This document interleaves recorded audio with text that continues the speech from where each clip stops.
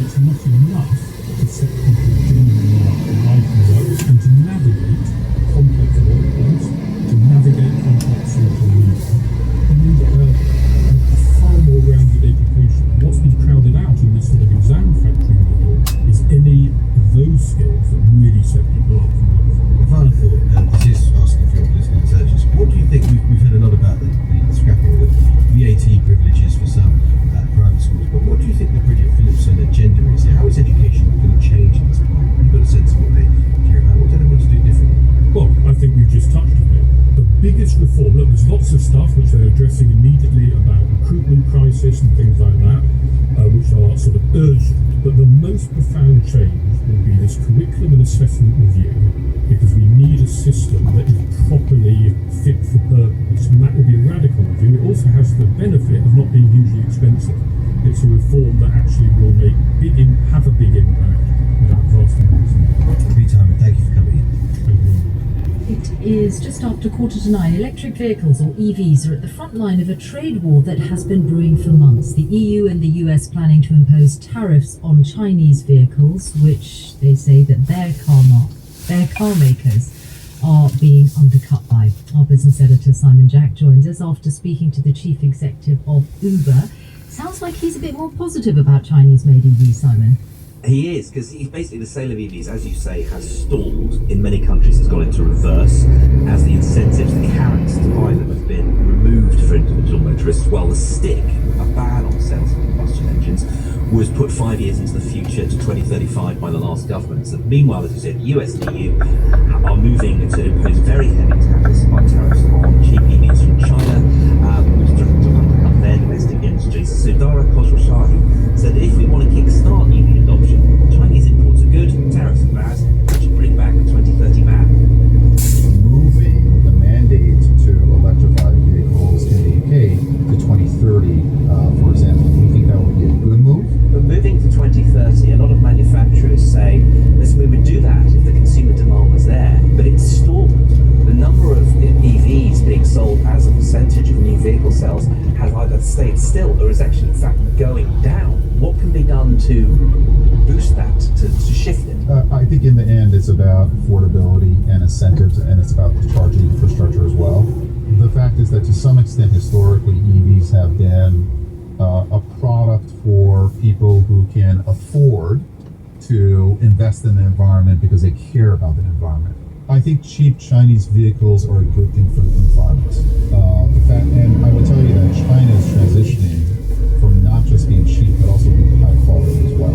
Do you have a view on tariffs? Good thing, bad thing? I think if I'm taking the pure climate view, it would be a negative, just to be honest. Are we just at a moment of revolution and disruption? And then in all of these cases, where you have disruption, you have some people, some legacy players who don't make it. And are we at that moment like that? So that's a definition of disruption, right? Every revolution, changeover in platform usually starts with a huge amount of momentum, and then you've got to keep pushing. It'll go through a period of difficulty, which I do think we are facing. You've got to keep pushing through.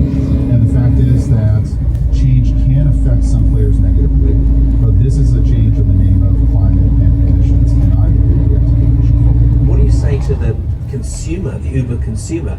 You're saying that you should be able to have a preference for an EV vehicle. Are you telling consumers, just be a bit more patient and wait for an EV? So we're not saying, hey, wait 15 minutes, but if you have to wait another 2-3 minutes to help the environment, why not make that investment in 2 time? So be more patient to help the environment. A couple of minutes is a good thing. Do you not think that there is a danger that we've become more sedentary and lazier as a result of things like Uber?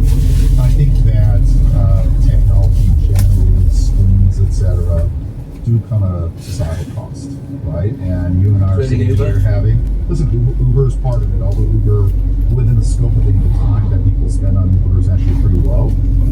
But I think it's ultimately up to the individual, right, to balance out their lives, to make sure that they have real-life interactions. Can you have Amazon? Is that the goal? Well, it's not going to be us, it's going to be us teaming up with merchants all around town. If you think about how we started into food, we started with transportation, we moved to food, moving food around. And now we're we're expanding beyond food to pet food, groceries, anything that you would want. Those products are available through the Uber Marketplace, but increasingly we're allowing the merchants to offer on their own sites the ability to offer on-demand delivery for whatever they're selling. So you can get pet food from your local shop to be delivered with an Uber Eats courier in the next hour or two. Ultimately, we think that convenience can be even better than Amazon, and it can support your local business, which I think everyone wants to support their local businesses in their town. Uber boss Dara Khosrowshahi speaking to our business editor Simon Chap. Plenty more of that on the BBC News website. 9 minutes to 9. Lab-grown meat sometimes helps commercial, ecological health revolution that needs to speed up. And it might have received a boost this week when the Food Standards Agency won funding for a 2-year program to investigate whether so-called CCPs, cell-cultivated products, are safe for consumers. There are currently no CCPs approved for human consumption in the UK. What is the future of lab-grown meat? Should we be promoting it? Thomasina Myers is the co-founder of restaurant chain Oaxaca and trustee of Chefs in Schools, winner of BBC MasterChef. Way back in 2005, Thomasina, I think, if I remember correctly. Good morning to you. How are you, Thomasina? Good morning, I'm very well, thank you. Yes, a long time ago. What do you think about this idea? Should we be promoting lab-grown meat, a healthy, ecologically safe alternative? I think technology is amazing. We should always look at the solutions that it might offer us. But I think we should always have a holistic view of these things. And if you look at the technology that we thought was an absolute game changer, when we made ready meals, it's like, great, women can get out of the kitchen. They can just put their ready meals in the microwave and everything will be solved. No need to prepare, spend time in the kitchen. And there we saw the birth of ultra-processed foods, which have been causing now 10 to 11 million early deaths, which, it's been an absolute disaster for public health. We have a tendency to medicalise solutions, and I think we need to really look more realistically at solutions, not just that technology offers, but what nature can offer too. So that means in practice things like a cultural change where you do what they do in lots of other parts of the world, in East Asia for instance, where they say eat more plants, eat more kimchi, bluntly, because if you do that it's good for you and it's a cheaper and more effective way of reducing the consumption of meat. It's a much cheaper way. You don't have to invest in huge new laboratories, which use a lot of carbon to build them and the infrastructure needed to make them. And we know it's healthy. We know it's healthy to eat more plants. We know it's better for biodiversity to eat a little less meat, but know that the meat is better. And we know that all that stuff is good for you. We don't know about these cultured meats yet, so I just think it's always good to have some caution. And let's look at the investment too, because the government invests huge amounts of money in these amazing things. Let's put £22 billion in sinking more carbon. When we know we've got natural methods, which is better farming, more holistic farming, put more animals on the ground, roaming around, investing in. What about soil? Investment in learning about soil. We've got the soil there, but we know that we're degrading it. Let's look at the technology in the soil that's nature given. But just to be clear, could you conceive of in a couple of years Oaxaca, if the meat tasted good, if it was safe, can you conceive of you promoting it in your business, putting it on your menus? So what we've done at Oaxaca is half our menus now are vegetarian. So we believe in having really delicious choices of food so that people have a choice. But we've also invested in our meat. So we've taken our meat right down, but now we've invested in regenerative beef, for instance. So we now know we get half carcasses in, we break them all down, we make the most mouth-watering steak applicable. And we know exactly where those cows come from, and we know they're part of a mixed farming system where they're helping biodiversity, they're helping the earthworms and the dung beetles and the bees that we depend on to pollinate our crops. So you can make encouraging people to eat better meat, but also lots of lovely vegetables at the same time. So you can make good choices without necessarily getting that very good. Thomasina Myers, thanks for joining us. It is 5 to 9. A couple in therapy is the way a play opening in Amsterdam this weekend begins. Nothing especially striking about that, you might think, but this particular couple used to live in the White House and they are trying to figure out life outside that bubble. The play is called 1,000 Attacks on the Obamas, and it made us think about power couples, about what it's like in a relationship where one person is extremely prominent and in public life. Sandra Howard joins us, wife of former Conservative Party leader Michael Howard. Good morning. Good morning. I don't expect you to do a full on-air equivalent of being on the psychiatrist's couch, but I wonder how you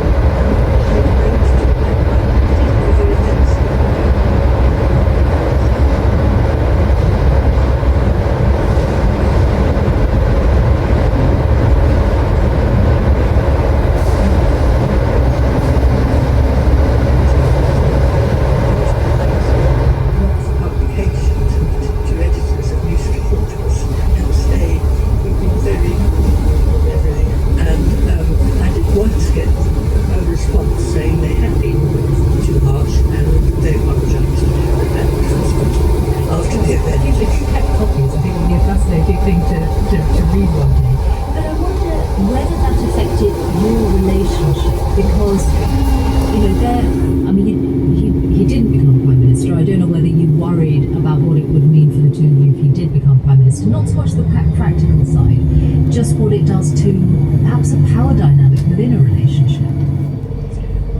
I don't think. Well, obviously he wasn't a president or a prime minister, but I don't think it would affect the dynamic in our relationship. I mean, it depends how strong the relationship is. I think you want the best for your spouse, I think, and so I can understand the Obamas being sticking up for each other. And being a couple and putting on a good face, whatever they were feeling and not achieving that they wanted to achieve I mean, it's fairly easy to imagine, really. There's always something. But when one person is constantly surrounded by a team and people doing all sorts of things for them, making their lives as easy as possible, and the other person is carrying on with a normal life to their best possible effort, what does that mean? It means sometimes you go along in the car, sometimes you don't. I don't think you have to book your time to talk to your spouse sometimes, your partner. They have diary secretaries and various things that keep you at bay. Things. I remember during this last election campaign when Rishi Sunak and his wife talked to Grazia, and he ended up talking about how he liked the dishwasher stacked, and he used to come back up to the flat and make the bed if it wasn't done right. What did you think of that? Important to sort of keep the powerful doing the ordinary things? Absolutely, but our situation was a bit different, really. I didn't ever not make beds. Things more. It's very, very complex. But is it possible that there are different causes, these kind of sensory causes that you suggest in the people with autism, than from the people with eating disorders who don't have autism? Sometimes there are people who talk about control and this making a difference to them. Is it possible the causes are different? It is possible, and presentation is quite different more I think about it, because some people with autism don't report body image issues at all. It's not about body or fear of fatness, etc. So I will be careful answering your question, Claudia, simply because we don't have enough research. Autism is condition which is neurodevelopmental, but we need to treat it in disorder in autistic persons. So even this simple statement took us through to Fiona, how does this resonate for you? We've talked there of the different sensory experiences people might have about food. Does that all make sense to you? For me, I never ate a huge variety of food for lunch. I couldn't eat pasta, lunch, dinner, sometimes breakfast.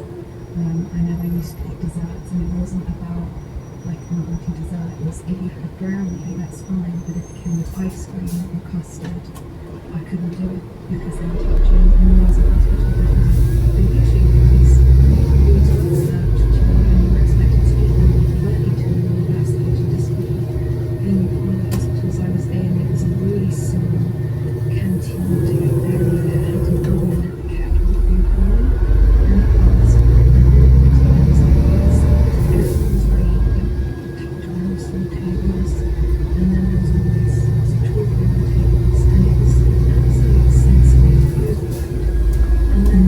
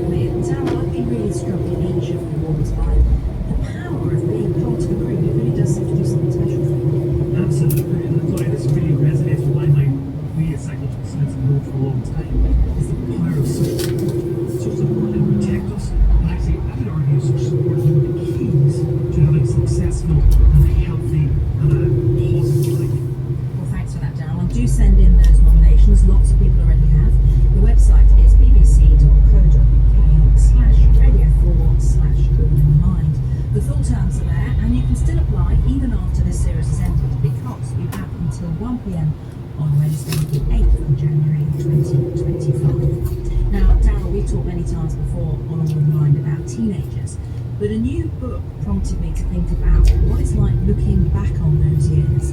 And I was wondering what teenage Daryl would make of Professor Daryl O'Connor, sitting here in the studio today with so much knowledge at your fingertips. What would you have thought? I would have thought, wow, this is incredible. It certainly isn't what the teenage Daryl would have thought. But what actually I would now reflect and go, what's really important to me is it's not where you start, it's where you finish, where you end it. Hard work pays off. Well, the new book is called Coming of Age, How Adolescence Shapes Us, and it's by Lucy Folks, who's a research fellow in experimental psychology at the University of Oxford. And she argues that our teenage years are so crucial in moulding the person we become that really we should be taking them a bit more seriously. The things that happen to you in adolescence, most often rare, social things that happen at your clinics with your friends and people at school, and they can really impact the way you see yourself later on. So I think what happens in the teenage years should be taken seriously because it's a kind of initial imprint of what happens later on. And I love some of the metaphors you use, the relationships and events of adolescence as being tattoos that stay with us through life, and memories from adolescent years being like footprints in wet cement. And we asked All in the Mind listeners for memories from their own teenage years, and we heard all sorts of stories of haircuts and teenage fears, of psychiatric wards even, and it's clear that a lot of you have very strong memories of your adolescence. Is it a time that we do remember particularly well? Obviously important things happen in childhood and later on as well, but I think something distinctive about the teenage years, it's the first time we really have a good capacity to tell stories about what happened to us. So to be able to reflect in quite a sophisticated way on what events might mean and what relationships might mean in terms of, how people behave towards us and who we are as a person. We really try and interpret our relationships and what that means for who we are. So it's that first time when big things really start happening, but also we have this kind of cognitive capacity to read it all together and start telling ourselves stories about who we are. Sometimes they're good stories, but sometimes they're more problematic, and we can take both those types of stories with us into adulthood. And we hear all sorts of stereotypes about teenagers, many of which are negative, that they're too selfish, that they just think in the moment, that they take risks and all they care about is impressing their friends, and then they break rules. Does the research bear those stereotypes out, or are they unfair? Some of them, but I think the interesting thing is even when the stereotypes are true, there's a kind of decent, thoughtful reason behind this seemingly stupid or selfish or reckless behaviour. So, for example, in terms of when copying their friends, it is true that teenagers relative to young adults are more likely to be influenced by their friends, and we might assume that's about them being sheep or being mindless, but actually it's often a quite calculated strategy to not be ostracised or excluded. So a lot of what teenagers do, the most important thing is to fit in with your peer group and not be excluded. And what about risk taking? Is there more of that going on in teenage years still? Yes, so again, definitely relative to adults, adolescents take more risks, but there's a good reason behind that as well. The whole goal of adolescence is to get a child to become a kind of independent adult that can function in the world on their own. And in order to do that, you actually really need to take risks because you need to discover for yourself how the world works and what is and isn't safe. So things that can appear to be quite foolish or reckless, there's a good evolutionary reason for doing that, but obviously that can sometimes result in behaviour where they make mistakes or things go wrong. I guess the trouble with stereotypes altogether is that among teenagers there is this huge range of behaviour, isn't there? So some might be taking risks, but others just wouldn't dare. Yeah, you have massive individual variation. Some teenagers take an awful lot of risks and put themselves in danger, but at the other end you have adolescents who are extremely risk averse, who develop problems with anxiety disorder, and then that's an issue because you're taking so few risks that you're not able to learn how to navigate the world on your own. Now for your book you interviewed lots of adults and you got them looking back on their teenage experiences, and I wonder, after all that, is there a sense in which we maybe are underestimating teenagers? Yeah, I think that's a big message of the whole book, really, is that I think we should take teenagers more seriously. It's difficult being a teenager, and they can actually be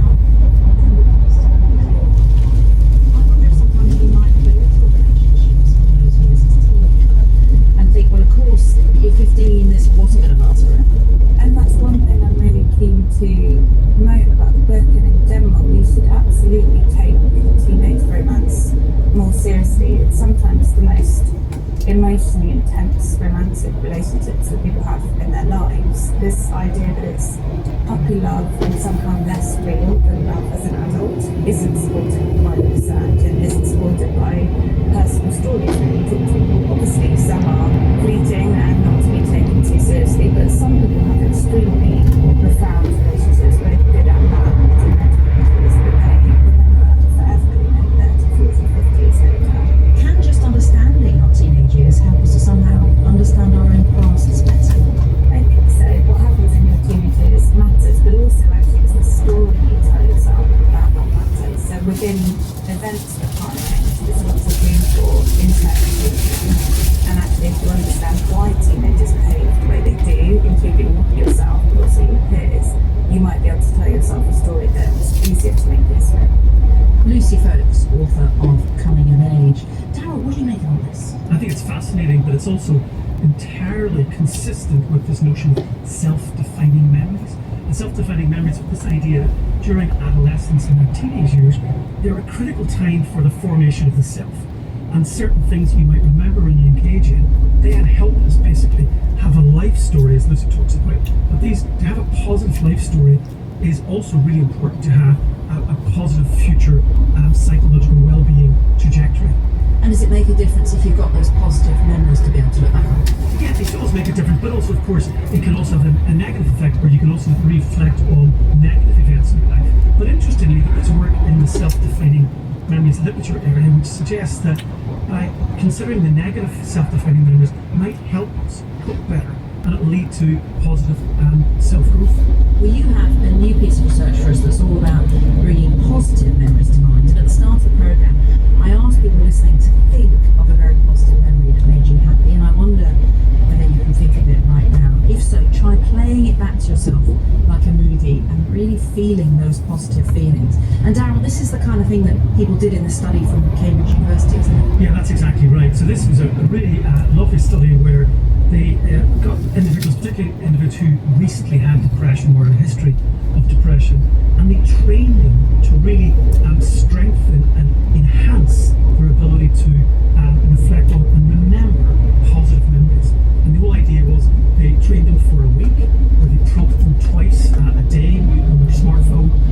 They were a reminder to say, okay, now reflect on or think about the memory. And then after the training week, they then followed them for another couple of weeks where they then were allowed to spontaneously engage with these accessing these positive memories. And I should say, at the beginning of the training period, it was 6 key positive memories individuals had to record. And who took part in the study? So these were individuals who recently were depressed or had a history of depression. And what was the reason to involve those people in particular? So what we know is individuals who've recently been depressed or have a history of depression, they have difficulty accessing positive memories. And that's a real concern, because the idea that one of the things we know is that healthy psychological well-being is associated with people that access such memories. So this particular study was trying to strengthen and improve these patients' ability to do such.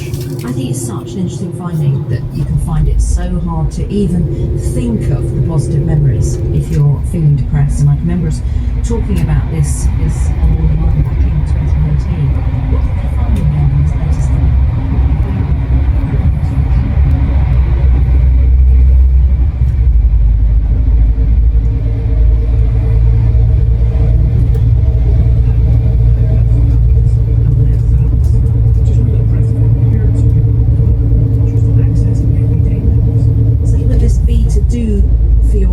So let's say you've been depressed before, but you're feeling a bit better at the moment, or perhaps you're feeling a bit low and you want to stop yourself sliding into a depressed period. Could we just do this ourselves? Absolutely. This is what I think is one of the best aspects of this piece of research.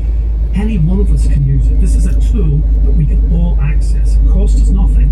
And actually, we all have smartphones, and we all can even, in a more subtle way, you might even have things on your lock screen which could be triggering these positive memories. Oh, so you could have photos of happy memories that remind you of better times. Absolutely. And the other interesting thing is, of course, you could train your phone to present different memories to you, different photographs, change them and update them over time. And I guess you could set alerts, couldn't you, to remind you to think of these things? Absolutely. No, I think it's such an impressive piece of work, and the next step really is to test this over a longer period of time. This is a short window of investigation, so really what I'd like to see is, can this last for months or months or months? Really interesting to see. Well, thank you so much, Darryl O'Connor from the University of Leeds, for joining us today.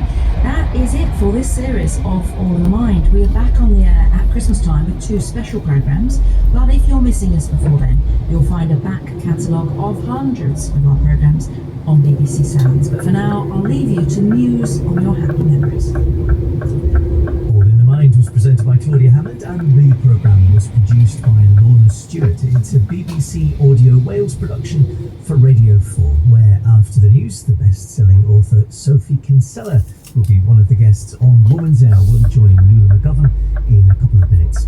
But first, a look ahead to something new next week.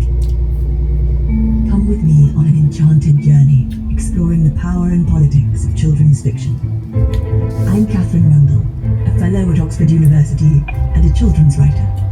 In a new series of essays for BBC Radio 4, I'll be making the argument for a literature that is often underrated. Because children's books are fundamental to our culture, to the grown-ups we become, to the society we build. They're songs of freedom, and they live on inside us forever.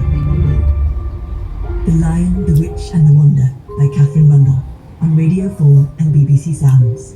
Next Monday to Friday morning at 11:45.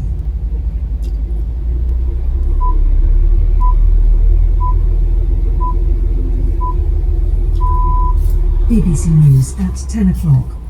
The man suspected by German authorities of murdering Madeleine McCann has been cleared of all charges in his trial for 2 unrelated child sex offences and 3 counts of rape. 47-year-old Christian Bruckner will remain in prison as he's currently serving a sentence for the rape of a 72-year-old woman. Our correspondent in Berlin, Damien McGuinness, says Bruckner was seen in the area in Portugal when the 3-year-old went missing in 2007. There have been many witnesses who link him to the disappearance, who claim that he is related to her disappearance, but so far no evidence has emerged. And this is the difficulty for German prosecutors. They remain convinced that he is the main suspect, and they say they do have evidence and that they are going to carry on with this case. 13 out of the 17 largest... I was induced alone, I laboured alone. My husband was allowed to join me when I reached a certain stage of active labour. I know this was a rule in many hospitals at the time. But I already felt pretty broken by the time he arrived. I hadn't had my advocate, my distraction, my comfort, something that's so important for women in labour who are extremely vulnerable. And so I went to birth my baby very anxious, which is physiologically detrimental to the birth. How did they know when your husband would be allowed to join you? in the sense of that you're in active There's this- labour. Yeah, sorry, go ahead. Yeah. So it meant internal examinations to determine when I was in active labour. So that actually meant an increase of women requesting such invasive examinations. Really, I'm sure there was an increase at that time because we were all so desperate to know, okay, at what point can my birth partner be with me? So it was when I reached, I think, 4 or 5 centimetres dilation, basically.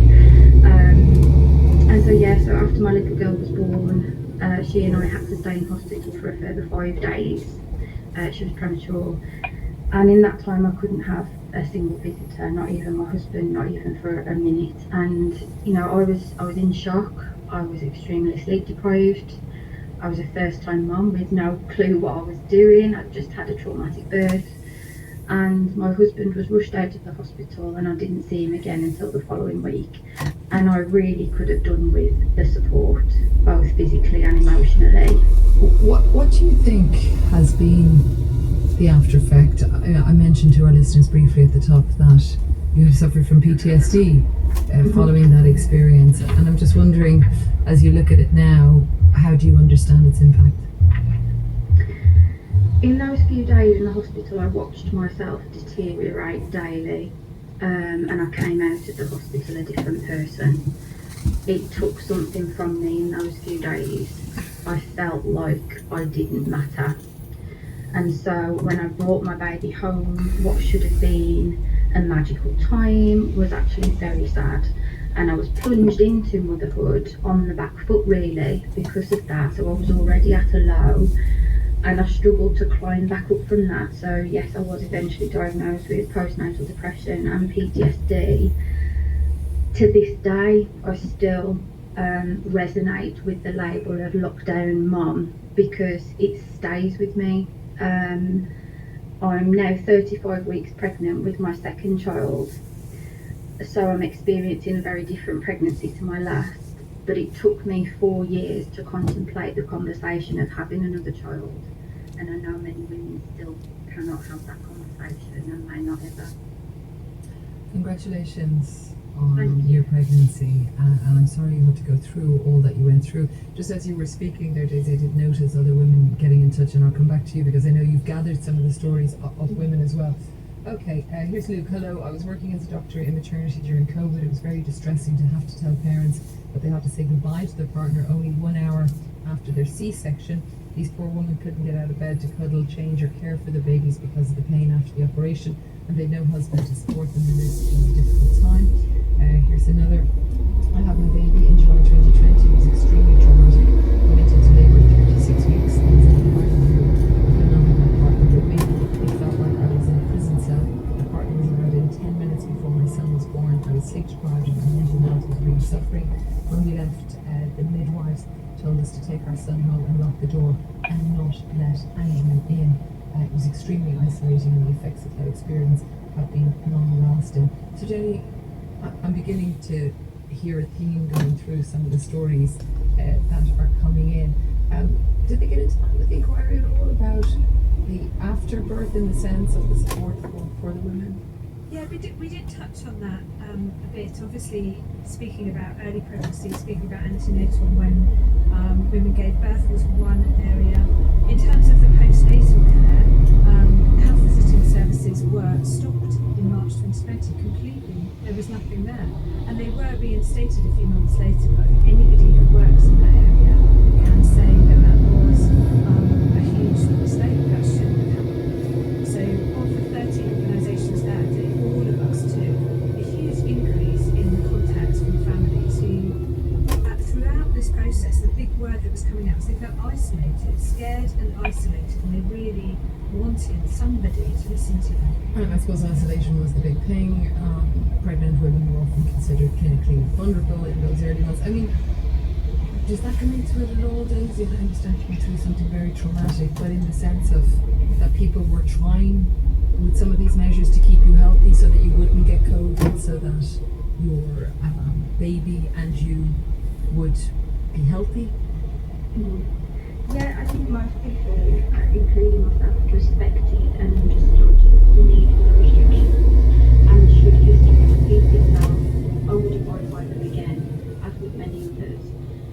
but it doesn't mean that everything was done in the right way. Less than a month after I gave birth, talks were committed to reopen. A few weeks later, we were then financially incentivised to eat out to help out at restaurants, and still at that point, mothers were giving birth alone. And maternity restrictions were some of the harshest and longest lasting in the UK. They weren't given the same focus as social pursuits, with particular bias towards men, the same focus as economic gain. And so maternity care in the face of COVID, it wasn't person-centred, it certainly wasn't woman-centred, it was often inhumane, and as a result, thousands of women were broken just like me. More messages that are coming in. See, I gave birth to my third child in January 2021 during the second lockdown. I really don't think they learned or reviewed much from the first lockdown. It was crazy not being allowed to have your partner in the hospital for the birth of your child, as it also made the job for the midwife so much harder. I had a C-section, so I had to use them to do everything for me, help pass me the baby, but I'm down again, whereas my husband had been there. If he had been there, he could have done it. One more different experience. I had my daughter in June 2020, yes, the same as you there, Daisy, at the Lister Hospital in Stevenage. The staff were wonderful. We arrived. My husband waited only a few minutes before being allowed in. He then stayed throughout the birth and went home a few hours later after looking for this experience. Was that a lovely experience? Yes.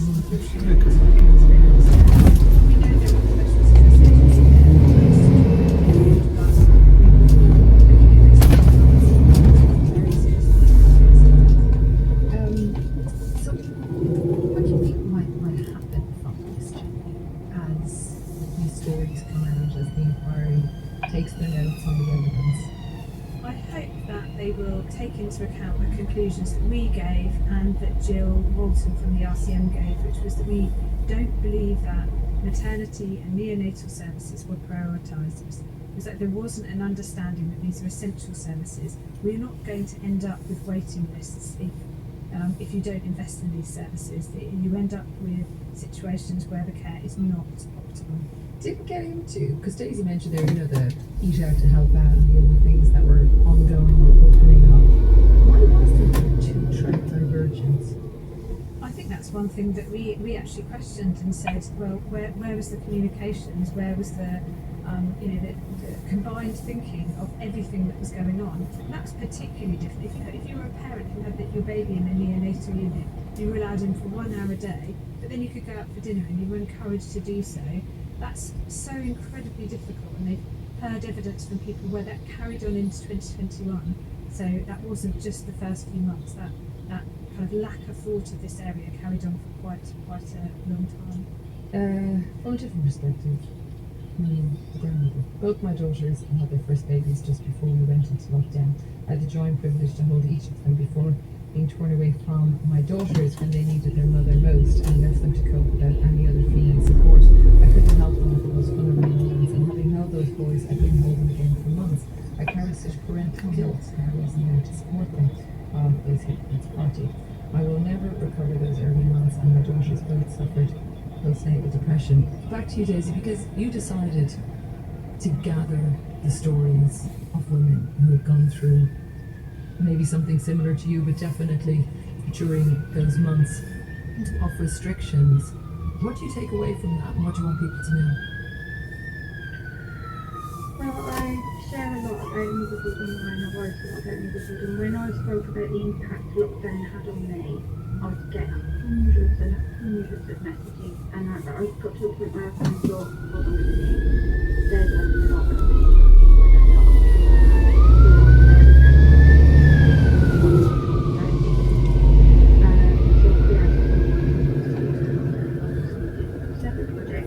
and the response was overwhelming, and there were the same threads throughout everyone's story. And so we've just published a book called Motherhood in Lockdown, and it's the story of 150 of those women whose pregnancy, birth and or postpartum were impacted by the pandemic. And their stories are just like mine, many even more devastating. We have to remember babies were lost, and mothers had to deliver that news to their partners waiting on the car park. We had one lady who could not access normal postnatal care services, so she had to show her episiotomy stitches via a video call to a doctor. There's some really shocking stories here, but things that were normal, and you can see the impact it's had on maternal mental health in the UK.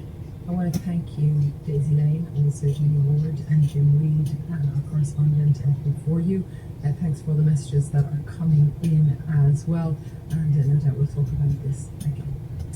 The best-selling author, Sophie Kinsella, is known for the hugely popular Shopaholic series and many other bestsellers. She sold over 45 million books, which have been translated into more than 40 languages. Her latest novel is called What Does It Feel Like? And it's her most autobiographical. It tells the story of a novelist who wakes up in a hospital bed with no memory of how she got there, and she learns that she's had surgery to remove a large tumour in her brain. She must relearn how to walk, talk, and write again. 6 months ago, Sophie shared with her readers on social media that in 2022, she had been diagnosed with glioblastoma, an aggressive form of brain cancer. Diagnosis, only 25% of a year, and 5% surviving for 5 years. And Sophie's here in the studio. So wonderful to have you with us. Thank you so much for having me. I'm glad it spoke to me. It's so beautiful. I was reading it on the tube and I came to myself and I just wanted to actually sit on the bench in the station to continue reading. That's the best thing any author could ever do, so I really appreciate that. You brought me somewhere else.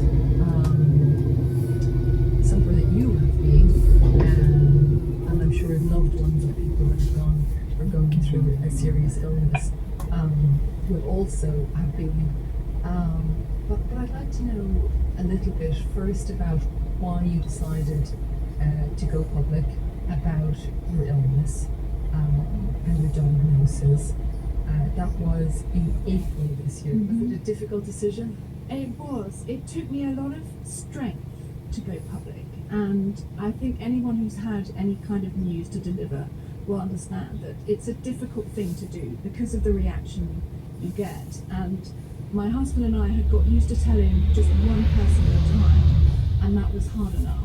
So it took quite a lot of guts to go out and tell, a shed load of people all at the same time, this, dramatic thing has happened to me. But I was actually tired of keeping it under wraps, because there's being private, and then there's being secretive, and it was becoming harder and harder to hide. I'd lost weight in my face, and I was due to do an event with my readers to publicise another book of mine, Burnout.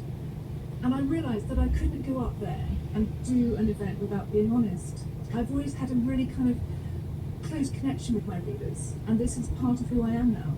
I was about to say, I just think people have taken you to their hearts before this diagnosis with your novels, and I can't imagine what the response was.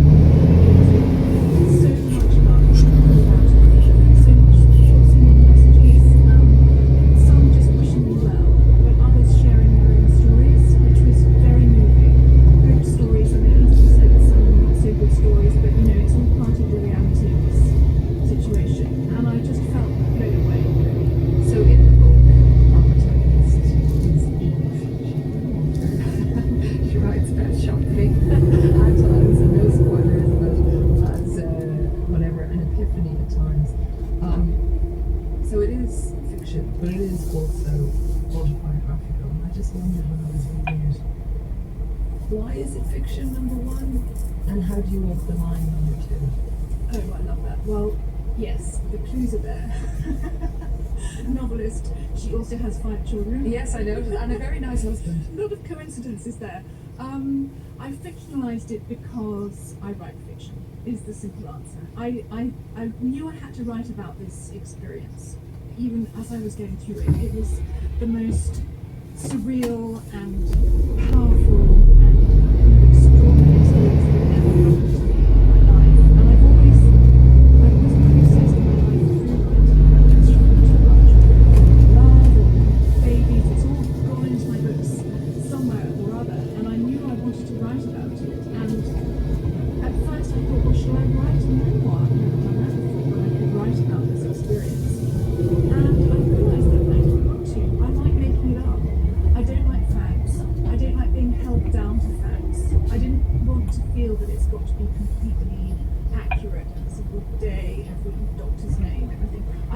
making up a narrative. So I decided that this was the best format for me to do a book. And as you say, it's my most it's basically so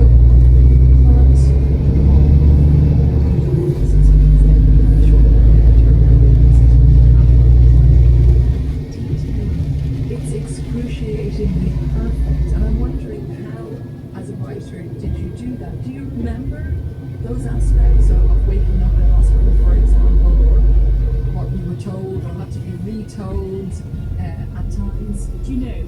Well, I mean, the memories I have, such as they are vivid because it's so extreme.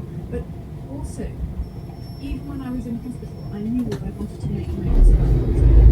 I knew it was just so bizarre to wake up and you can't move your head, to wake up and you thought you could walk, but now you can't walk, to wake up and realise that you've lost days of your life. Never mind the diagnosis itself. So I took notes. I couldn't write.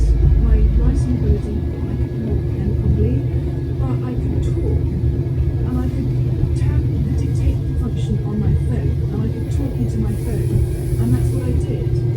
It's like, I think now is really that there are innate parts of our personality. You are a writer, and so that bit stayed solid, let's say. Your love for your husband, you wanted him to come over so you can see him, you couldn't move your head. It is solid as a rock. And your children, you know, and that you wanted to, you had that maternal, where are they okay? It's so interesting, the rocks that are there even when everything else is floating.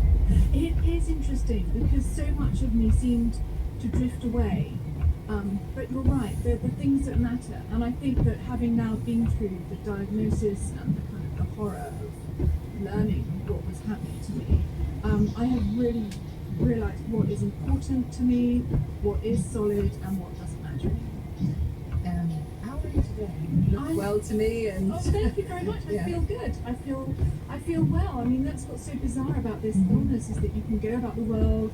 People say, "Oh, but you look so fine and you look so well." And is that helpful or not? Well, no.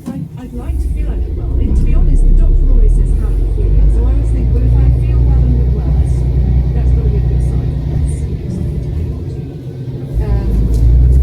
Let's talk about some adaptations.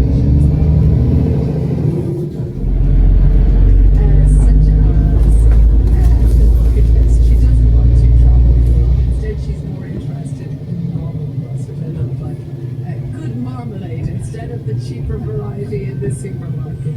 Yes, that's very much in real life.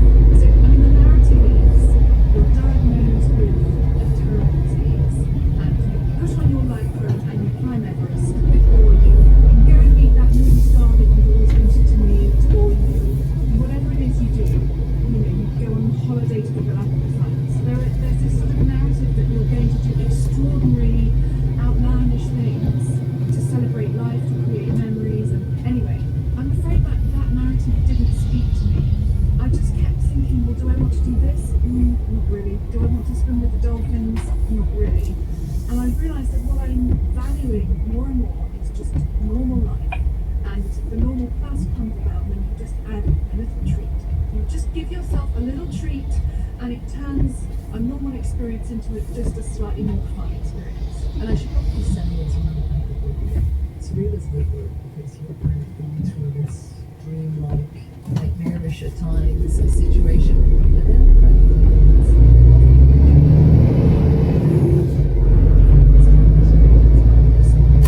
and also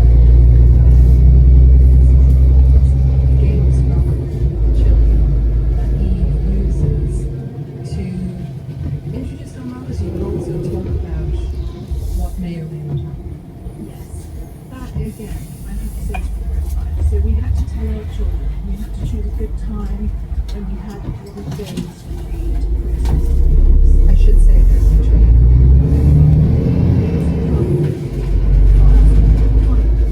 And people kept saying that to me, my husband was fine. And we wanted this to be, dialed down in terms of drama. We wanted it to feel like a normal family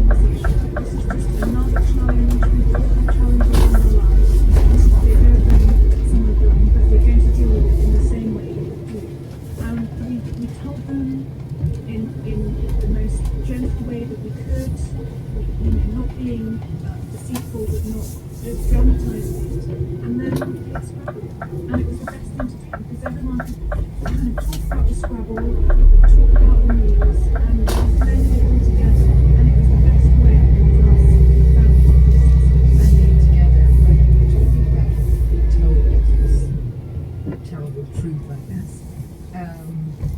Nick in the book, his husband, has that job that has to tell again and again because of short-term memory loss. Yes, and this was us. So I would forget. I would wake up every day and I'd forget. I'd forget who the nurses were. I would forget why I'm in hospital. And I had been told that I had cancer, and then I would forget. And my husband had to